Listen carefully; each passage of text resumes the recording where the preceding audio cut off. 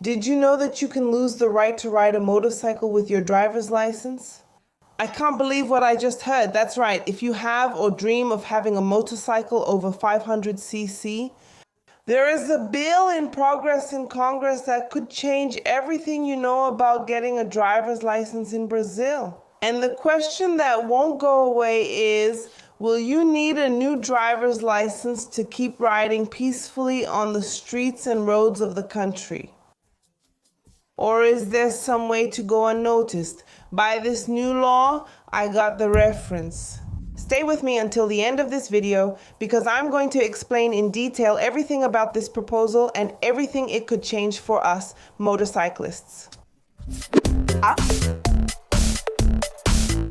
If you're new here, I'm Amanda Pagliari, and this is the most charming motorcycle channel in Brazil, bringing you everything about two wheels. And today I'm going to show you in detail this bill that's in progress and could affect your life, my life, and the lives of all of us motorcyclists. So go ahead and hit the like button and subscribe to the channel so you don't miss anything about the two-wheel world, news, launches, reviews, tips, and much more. Let's start by first understanding how the driver's license works today. To ride a motorcycle of any engine size, you just need to have a Category A driver's license, from a 50cc moped, the famous Cinquentinhas, to a super sport bike with 1,000 or even 1,100cc, right? Category A covers everything. There isn't officially a division in the license for more powerful motorcycles and in the case of cars. Category B allows you to drive any car that meets the requirements of this category, which is having a total gross weight of up to 3,500 kilograms and a maximum capacity of 8 passengers. I mentioned Category B here because there can also be changes for cars. Of course, I won't focus too much on this part, but I have to give you a quick overview so you can understand everything properly. After all, I'm sure that many of my followers who follow me also have cars, not just motorcycles, so this could affect you. Currently, there is a bill presented by Congressman Fred Linhares. He proposes that both cars with more than 200 horsepower and motorcycles with more than 500cc be classified as high-powered vehicles. And to ride or drive these vehicles, you would need a specific authorization. This authorization wouldn't be exactly a new driver's license, but an additional qualification with stricter requirements than the current ones. The goal, according to the project, is to reduce the number of accidents involving young drivers, especially those between 18 and 25 years old, an age group that actually accounts for a large portion of serious accidents. According to the text of the bill, to have this special authorization for high-powered vehicles, you need to meet some requirements. Here they are, let's go. Be at least 25 years old, have a valid driver's license in the corresponding category. A for motorcycles, B for cars. Have at least 5 years of driving history on your license. No serious or very serious violations recorded during this period. Write it in the comments. If you have a clean driving record, a clean record on your license, in other words, if you are 24 years old or younger, even if you already have a Category A or B license, you would no longer be able to ride motorcycles over 500cc or drive cars with engines over 200 horsepower. And if you are 25 years old or older, but have had any serious or very serious violations in the last 5 years, you also wouldn't be allowed to drive these vehicles until your record is cleared. Wow. And if I ignored this new rule and got caught riding or driving a high-powered vehicle without authorization, what would happen? Mandinha, what do you think? The violation would be classified as very serious. That's actually harmful since it would further stain your record, with the fine being tripled, starting at $880 plus. The vehicle would be impounded until someone with the proper license could retrieve it from the lot. You know that many times people mess with your vehicle in the lot, right? In short, it wouldn't be worth the risk. Besides causing a lot of stress, you would get a hefty fine and also quite a few points on your license. In other words, it's more and more of a dream, right? Riding a motorcycle, a high-powered vehicle, would get even further away. But where did this idea of an additional license come from? Manda, help, really help. The congressman who authored the bill based it on data about accidents involving young people, especially men, between 18 and 22 years old, an age group that has high rates of serious and fatal accidents. I'm going to ask him to take women off that list. Just kidding, guys. Limiting access to high-powered vehicles could reduce the exposure of drivers and, of course, less experienced motorcyclists to high-risk situations. Then just delete it. The driver's license itself already says you can't have a license, right? But on the other hand, traffic experts have already raised some criticisms and questions.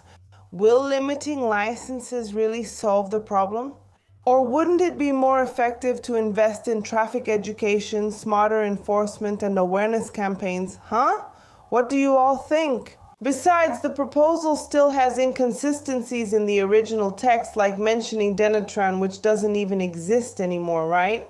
Today, the responsible agency is Senatran, which is the National Traffic Secretariat. Besides, classifying motorcycles by engine displacement instead of power is wrong. For example, who doesn't remember the 500cc bikes from Royal Enfield, right? Motorcycles with high engine displacement but low power? If we were to take that into consideration, the MT-03 from Yamaha would do well since it has power similar to a 500 from Honda, so we can't consider engine displacement, but rather the power. If that's the intention of the law, right? Because there are vehicles out there with a lot of engine displacement, but as you can see, they don't really go that fast, right? These details show that the bill can still go through a lot of changes before it actually becomes law. Because let's be honest, right? It almost seems like a joke that someone would want to change a traffic law without even knowing the name of the agency that coordinates traffic policies in Brazil, right? And they also don't understand anything about power, engine displacement, or motorcycles. But anyway, it's important for you to know that this bill is still in the early stages of processing. As far as I'm concerned, that's as far as it goes. Are you for or against it? Write your answer below.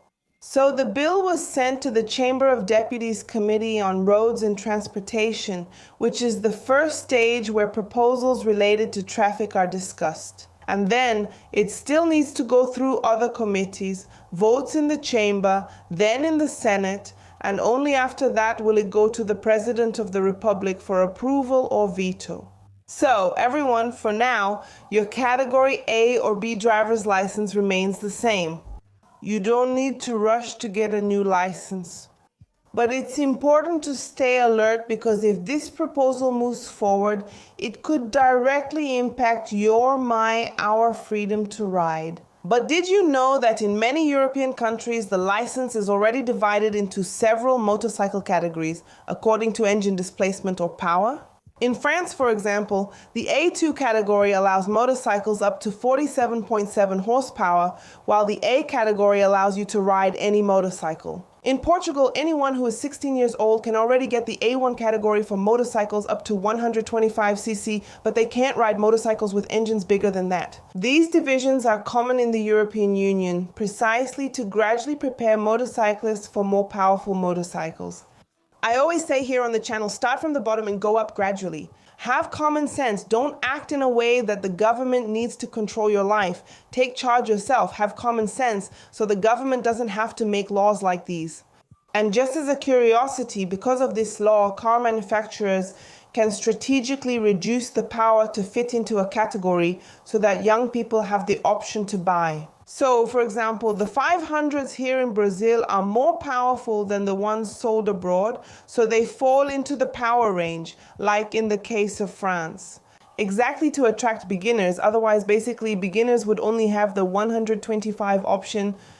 Those who have money and want a bigger motorcycle can't buy it, so they end up losing the market, so many manufacturers might make adjustments. In my opinion, I think it's wrong. I think people can and should have the power to make their own decisions. I understand public policies that help the population, but I think everyone is an adult and should be held responsible for their actions. And I always give the instructions again. Don't do it. Don't bite off more than you can chew. So around here, this discussion comes up from time to time, but until now, it has never really moved forward. Is now the time?